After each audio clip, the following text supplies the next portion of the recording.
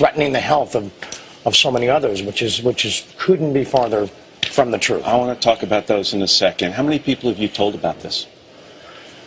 I've told enough that I trusted to be in the position and the situation that I'm in today. People you thought you could trust at the time? Absolutely, absolutely, yeah. How long have you known about this? When were you diagnosed? Roughly 4 years ago. Yeah, it started with what I thought based on this series of cluster headaches and insane migraines and sweating the bed, completely drenched 2-3 nights in a row that I was emergency hospitalized. I thought I had brain tumor. I thought it was over. After a battery of tests and spinal taps, all that crap, they walked in the room and said, "Boom, here's what's going on." It's a hard 3 letters to absorb, you know. It's a turning point in one's life. 4 years you have been trying to keep this secret, and you have said that you have been the victim of betrayal and extortion. You told me that a lot of people have actually demanded money to stay silent about this. That is true. Yeah, and I've paid those people. Not that many, but enough to where it is depleted the future. How many people have you paid? I don't want to guess wrong, but enough to bring it into the millions. And that's what people forget is that's money they're taking from my children. You know, they think it's just me, but I got 5 kids and a granddaughter. You know. You wrote this to me in a letter and shared it with me yesterday. In and around this perplexing and difficult time, I dazedly chose or hired the companionship of unsavory and insipid types. I'm imagining prostitutes. Regardless of their saltless reputations, I always led with condoms and honesty when it came to my condition.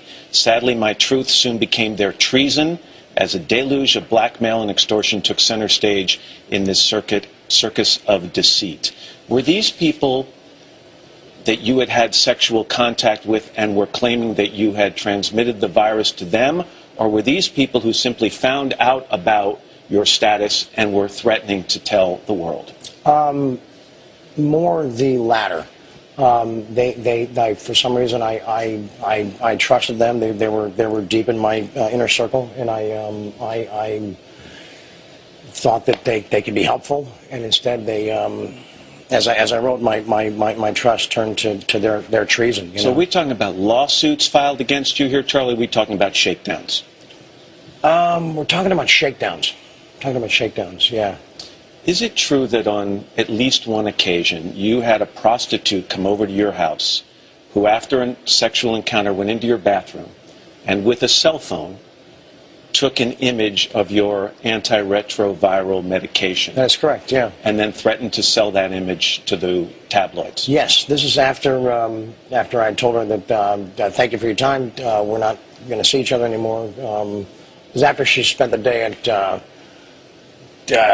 health food store buying me, herbal medications. Are you still paying to help me? Are you still paying some of these people? Not after today. I'm not. So you think that by speaking this truth, you will get out from under that?